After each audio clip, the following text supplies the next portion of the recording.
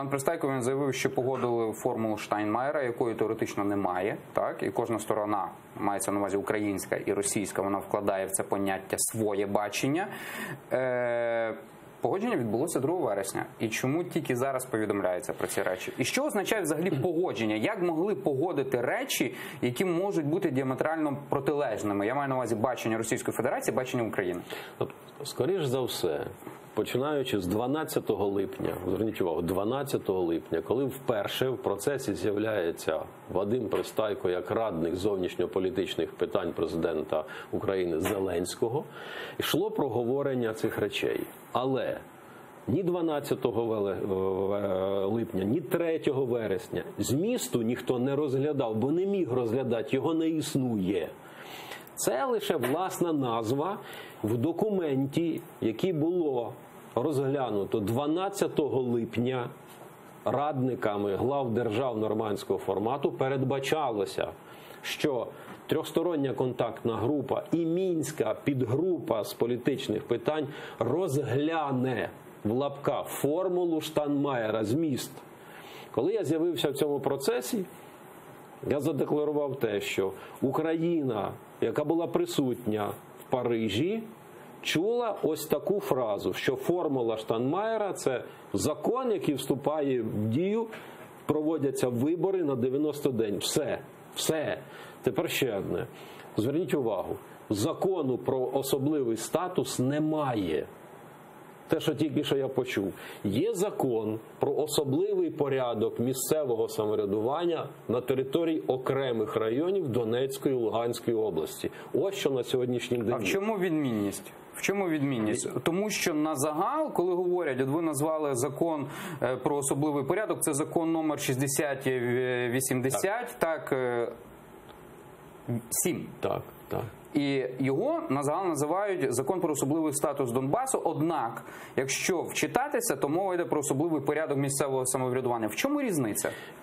Кардинальна різниця в тому, що Росія наполягала на тому, щоб цим територіям було надано статус особливий з внесенням змін до Конституції, а не реалізовувалося місцеве самоврядування в особливому порядку. Тепер я роз'ясню. Українська Конституція термін «особливий порядок» застосовує по відношенню до Києва і Севастополя з метою звуження прав місцевого самоврядування, а не розширення. Тому статус, на чому наполягала Росія, це розширення прав місцевого самоврядування. Українська сторона, записуючи особливий порядок по аналогії з Києвом і Севастополем, домагалася звуження місцевого самоврядування. І я не випадково весь час кажу про те, що це входження в курс діла, коли люди ознайомлюються з термінологією, які входять в процес, воно веде до того, що вони допускають такі ляпи. Давайте назвемо це так зараз. Представник України в тристоронній контактній групі Леонід Кучма заявив в середу в Мінську, що реалізація формули Штайнмаєра можлива тільки за умови виконання ряду пунктів. Про це його прес-секретарка Дарка Оліфер повідомила на своїй сторінці у Фейсбуці. Реалізація цієї формули можлива лише за умови виконання наступних пунктів: повне припинення вогню, забезпечення ефективного моніторингу ОБСЄ на всій території України, виведення з території України збройних формувань, іноземних військ і військової техніки, розведення сил та засобів вздовж усієї лінії зіткнення, забезпечення роботи Центральної виборчої комісії України, українських політичних партій, ЗМІ та іноземних спостерігачів, встановлення контролю за непідконтрольною Україні ділянкою українсько-російського кордону та виконання інших пунктів, передбачених українським і міжнародним законодавством та мінськими угодами. Я уточнюю, формула Штайнмаєра, вона передбачає особливий статус чи особливий порядок? Особливий порядок, який, читайте далі закон, пункт 4, який закон може вступити в дію тільки тоді, коли було виконано те, про що зараз було озвучено. До речі, пане Романе, наскільки я зрозумів, Російська Федерація і Україна, вони розходяться там, якщо говорити про формулу Штайнмаєра, всі погоджуються, і ця сторона, що мають бути вибори на цих територіях, так, мова йде про особливий порядок місцевого самоврядування, однак їхні бачення розходяться в наступному. Росія хоче хоче провести ці вибори під фактично дулами автоматів проросійських сил.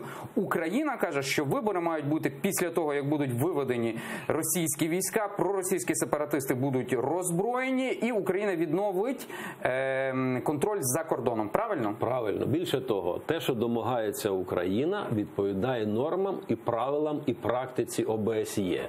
До моменту знаходження на будь-якій території регулярних військ чи будь-яких озброєних формувань чи контингентів проведення політичного процесу, такого як вибори, неможливо.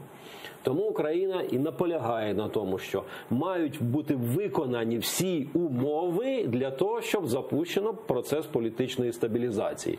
Росія, вкладаючи в формулу Штайнмаєра свій зміст, домагається чого? Щоб не виконувати цих вимог ОБСЄ і нав'язати Україні відповідний політичний процес, який потім контролювати, більше того, не віддавати під контроль державний кордон.